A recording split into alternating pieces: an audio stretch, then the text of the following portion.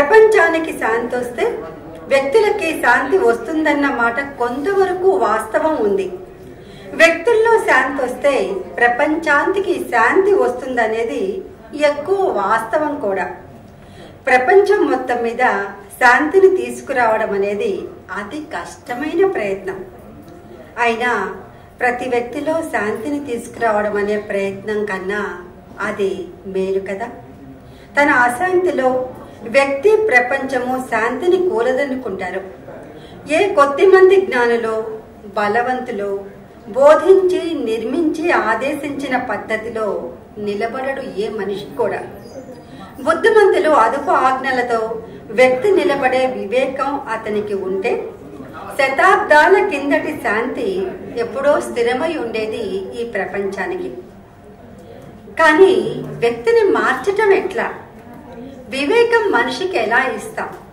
మళ్ళీ అదే నీతి బోధ, మతం, ధర్మస్థాపన, ఆధ్యాత్మిక దృష్టి, మనమంతా కూడా వీటి దగ్గరికే వెళ్ళాలా?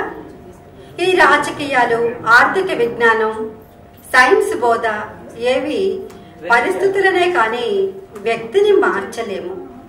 ప్రజలకు విద్య అప్పిన కొద్దీ, శాస్త్ర విజ్ఞానం ఎక్కువైన కొద్దీ తన శారీరక నైతిక విధ్వంసానికే దారితీస్తూ ఉన్నాడు.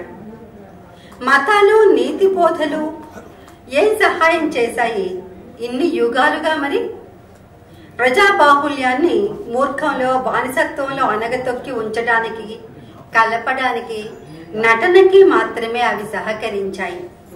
ఇదంతా చూస్తే ప్రపంచం కోసం తమని తాము ఆహుతి చేసుకున్న మహామహుల వల్ల ప్రపంచానికి జరిగిన ఉపకారం తాత్కాలికమని, సందేహాస్పదమని, జరిగిందేదో ఆ త్యాగం చేసిన వారి ఉన్నతికి జరిగిందేమోనని తెలుస్తోంది.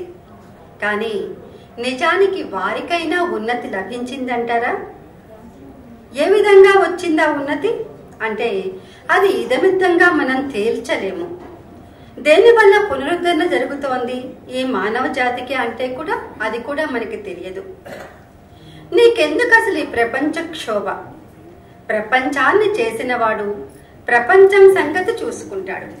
నీ సంగతి నువ్వు చూసుకో. నీకెంత మాత్రం శక్తి ఉందని ఈ ప్రపంచాన్ని ఉద్ధరించడానికి? ఇది చాలా మంది అడుగుతుంటారు. నిజానికి ఇదంతా ఒక కళ. ఇదంతా నువ్వు కల్పించుకున్నది. నిన్ను నువ్వు సంస్కరించుకుంటే నీ కల్పన కూడా సంస్కారం పొందుతుంది. అసలు నువ్వు ఈ ప్రపంచంలో ఉన్నావా? ప్రపంచం నీలో ఉందా? అది తేల్చుకో ముందు. ఇట్లాంటి ప్రశ్నలతో తేల్చేస్తారు ఈ గోలని జ్ఞానులు.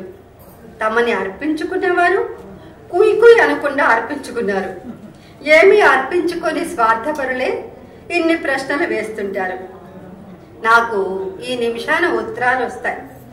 లోకాన్ని దాని గతిని దానికి వదిలేసి నువ్వు పోయి నీ ముక్తిని చూసుకుంటున్నావా అని. నిజానికి ఇవి అందరికీ ఎదురవుతున్న ప్రశ్నలే. లోకం కోసం ఇప్పుడు అసలు నన్నేం చేయమంటారు? రాసేయ్. సరే, నేనేదో రాసేశాను, అయిపోయింది. మరి నువ్వేం చేస్తున్నావు ప్రపంచాన్ని ఉద్ధరించడానికి? అసలు నాకేం చేతనవుతుంది? నేనేం చేయమని రాశానో అది చేసి చూపించు అని నేను అంటాను. అంతటితో అవతలి వ్యక్తుల నుంచి జవాబు రాదు. కళా సృష్టి అంటే ఆత్మ అంతరాల్లోంచి అందాన్ని బయటికి చేది దానికి ఒక రూపం ఇచ్చి కట్టేసి మాయం కాకుండా నిలబెట్టడం. అందరిలోనూ ఏ బరువు కిందో గుర్తు లేకుండా ఉండే ఆ సౌందర్య పిపాసని ఈ కళాస్వరూపం తాకి కదల్చి పై పొరల్లోకి తెచ్చి అనుభవింప చేస్తుంది. కొందరి మనసుల్ని తాత్కాలికంగా తప్పింపు చేస్తుంది. కొందరి జీవితాల్ని పూర్తిగా శాశ్వతంగా మార్చేస్తుంది. కొందరి మీద ఏ ఇంప్రెషన్ చెయ్యకుండానే జారిపోయినట్టుగా పోతుంది. దున్నపోత మీద వానమల్లె.